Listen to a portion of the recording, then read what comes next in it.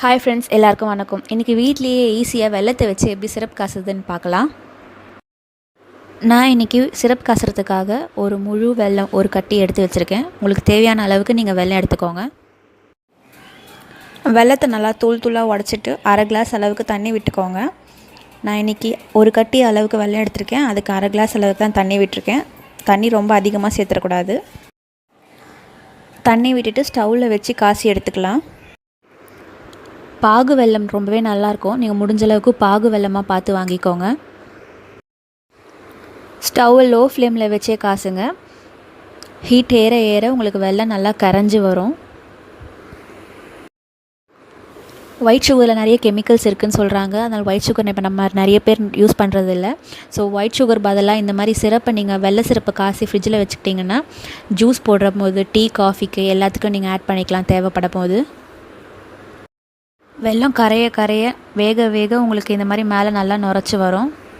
இந்த syrup ready பண்ணுறதுக்கு பார்த்திங்கன்னா ரொம்ப டைம்லாம் எடுத்துக்காது. ஒரு 5 to 10 minutes போல் தான் ஆகும்.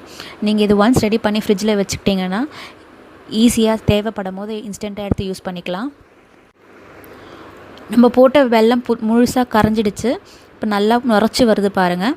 பாகு பாதம் வர வரைக்கும் கொதிக்க விடணும்லாம் அவசியம் இல்லை. வெல்லத்தோட ரா ஸ்மெல் போகிற அளவுக்கு ஒரு 5 நிமிஷம் போல் கொதிக்க விட்டு எடுத்தால் போதும். சிரப் ரெடி ஆகிடுச்சு. ஸ்டவ் ஆஃப் பண்ணிவிட்டு இப்போ இந்த வெள்ளை சிரப்பை வடிகட்டி எடுத்துக்கலாம். வெள்ளத்தில் தூசி ஏதாச்சும் இருந்தால் இது மாதிரி வடிகட்டும் போது உங்களுக்கு அந்த தூசி வந்துடும்.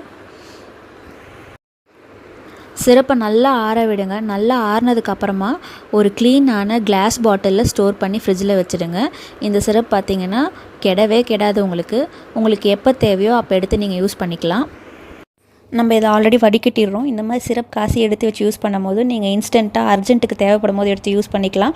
அதே மாதிரி உங்களுக்கு வெல்லத்தோட ரா ஸ்மெல் இருக்கவே இருக்காது. இனி டீ காஃபி பாலெல்லாம் நீங்கள் சுகரை அவாய்ட் பண்ணிவிட்டு இந்த மாதிரி சிரப்பை ஒரு ஸ்பூன் எடுத்து ஆட் பண்ணி குடிச்சு பாருங்கள். சூப்பராக இருக்கும். அதே சமயம் ரொம்ப ஹெல்த்தியும் கூட. வெல்லத்தில் பார்த்திங்கன்னா அயர்ன் கண்டென்ட் ரொம்ப ஜாஸ்தியாக இருக்குது.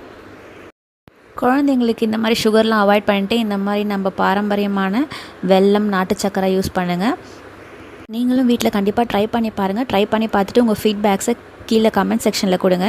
இந்த வீடியோ பிடிச்சிருந்தா லைக் பண்ணுங்கள், ஷேர் பண்ணுங்கள். மறக்காமல் சேனலை சப்ஸ்கிரைப் பண்ணுங்கள்.